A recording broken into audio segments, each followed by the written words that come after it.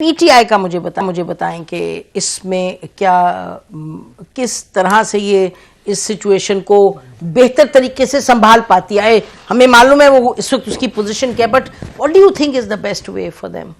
I think वो जो अभी तो ऑब्वियसली उन्होंने कोई अपनी स्ट्रेटजी बनानी है, अभी उनको प्लेटफॉर्म मिल गया, एक तो कौमी असेंबली में भी वो अपना एहतजाज वगैरह कर रहे हैं, फिर एक हुकूमत भी उनको मिल गई है, और वहाँ कोर कमांडर साहब जब मीटिंग पे बुलाते हैं तो वो जाते भी हैं, मतलब कि वो इंटरेक्शन भी है, वो यकीनन ऑब्वियसली रूटीन आपकी इंटरेक्शन सबसे होगी, वफाक से भी आपकी इंटरेक्शन होगी, पर इशू ये है कि देखें बाकी सारे किस तरह कोप करेंगे।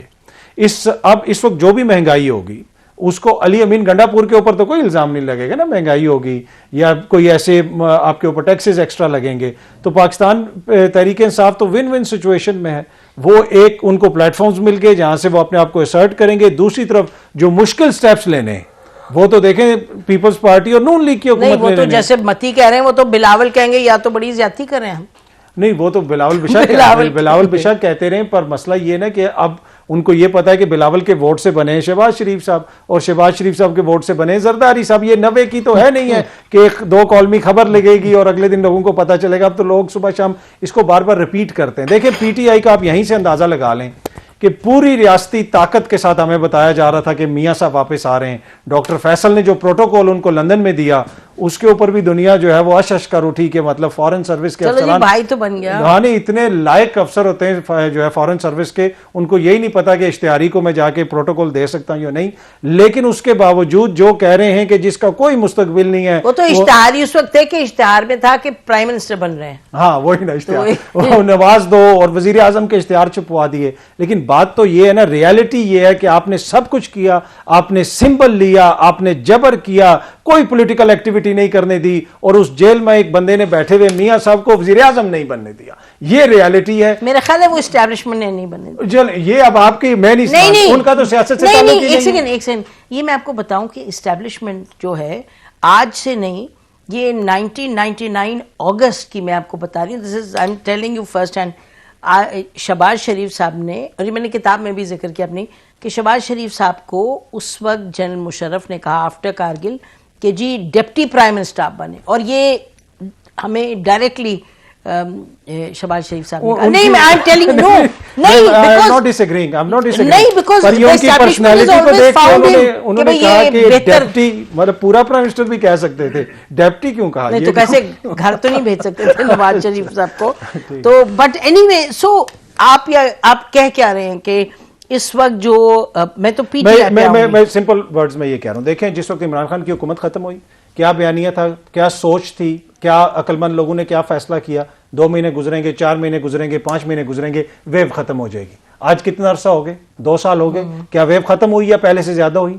पहले से ज्यादा हो गई। या जितना मर्जी टाइम गुजार लें, इस वक्त इमरान खान इशू नहीं है। ये गलत जो है ना थिंकिंग है कि इमरान खान इशू है। इमरान खान से चीजें बहुत आगे निकल चुकी हैं। आज इमरान खान को आप जेल से बाहर निकालें और वो उसे कहें कि जनाब ये भी अच्छा है, जरदारी साहब भी अच्छे हैं, मियां साहब भी अच्छे हैं, मैं सबके साथ बैठ रहा हूं, इमरान खान की सियासत उसी दिन खत्म हो जाएगी। तो अब इशू जो है, इमरान खान भी अपने बयानिए का कह दिया, इशू इमरान खान से आगे जा चुका है। अब अवाम का इशू है, अवाम इनको एक्सेप्ट करने के लिए तैयार नहीं। तो मुझे जरा बताएं जस्ट इन वन लाइन में, सबसे एक कंक्लूडिंग सेंटेंस लाऊंगी, आप वन लाइन में बताएं कि क्या फिर वे फॉरवर्ड।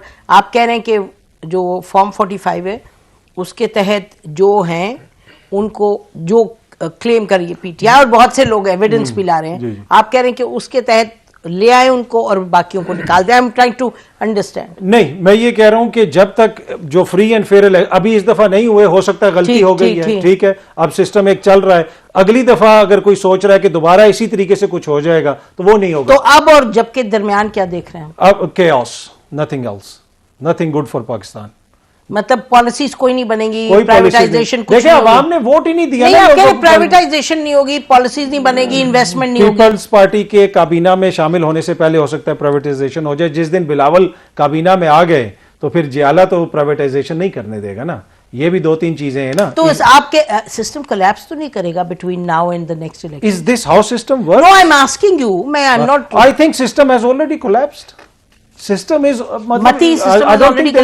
अब इसमें क्या सिस्टम रह गया है? मती वेल नसीम डिपेंड करता है कि काजी साहब जो हैं वो सिस्टम किसको कह रहे हैं, मगर मेरे ख्याल में आप भी हमें एस्टैब्लिशमेंट से डराती रहती हैं, आमिर राना सुभान साहब भी अल्लाह, आमिर हम राना साहब भी डराते हमें रहते हैं और अब गलत बातें ना करें। I have to take you on this. अब आप गलत बयानी 99 से जो है वो ये कर रही है। अब वक्त आ गया है कि पार्लियामेंट ये फैसले करे और ये जो कुछ भी अब होना है पार्लियामेंट और अदालतों के जरिए ये होना है, और अदालतें अगर ये केसेस खत्म कर सकती हैं तो यकीनी तौर पे फार्म 45 और फार्म 47 के जो तजादात हैं उनको भी दूर कर सकती हैं, रिगार्डलेस के उसके नतीजे में किसकी हुकूमत आती है। हमें ये नहीं सोचना चाहिए, तो हमें लोगों को डराना बंद कर देना चाहिए और अब कम से कम हमें कॉन्स्टिट्यूशन और डेमोक्रेसी की बात जरूर मेरा करते ख्याल है रहना चाहिए। आप ना इधर ये इस कुर्सी पे बैठ के आप पॉपुलिस्ट बात करते हैं और पॉपुलिस्ट बात करते करते आप गलत बयानी करते हैं। I'm मैंने grateful. किधर डराया किसी को? I'm जरा बताए, grateful. जरा बताए। एक नहीं,